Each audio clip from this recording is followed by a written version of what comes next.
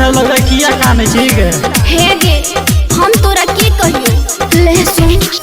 गावे गावे टोला टोला भैलै हल्ला गे अच्छा गावे गावे टोला टोला भैलै हल्ला गे मिला तो भातार तो टेम्पू वाला गे मिल तो हर सैया छौरी टेम्पू वाला गे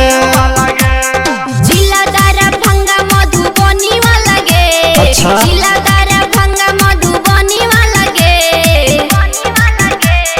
मिला तो भातार तो टेम्पू वाला गे मिल तो हर सैया छौरी टेम्पू वाला गे टेम्पू वाला गे राज रिकॉर्डिंग स्टूडियो नोएडा टेम्पू वाला गे ससुर में हमारा भैलै हल्ला गे ससुर में हमारा भैलै हल्ला गे भैलै हल्ला गे भैलै हल्ला गे ससुर में हमारा भैलै हल्ला गे ससुर में हमारा भैलै हल्ला गे भैलै हल्ला गे मिला तो भातार तो टेम्पू वाला गे मिल तो हर सैया छौरी टेम्पू वाला गे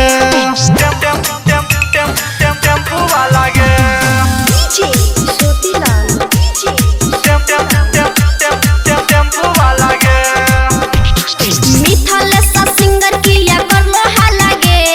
मिथल सा सिंगर किया करलो हल्ला गे करलो हल्ला गे करलो हल्ला गे मिथल सा सिंगर किया करलो हल्ला गे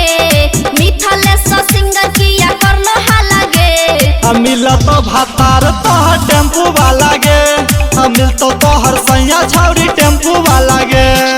गावे गावे टोला टोला भैलै हल्ला गे अच्छा गावे गावे टोला टोला भैलै हल्ला गे मिला तो भातार तो टेम्पू वाला गे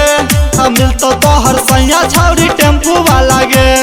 जिला दारा भंगा मधुबनी वाला गे अच्छा जिला दारा भंगा मधुबनी वाला गे मिला तो भातार तो टेम्पू वाला गे मिल तो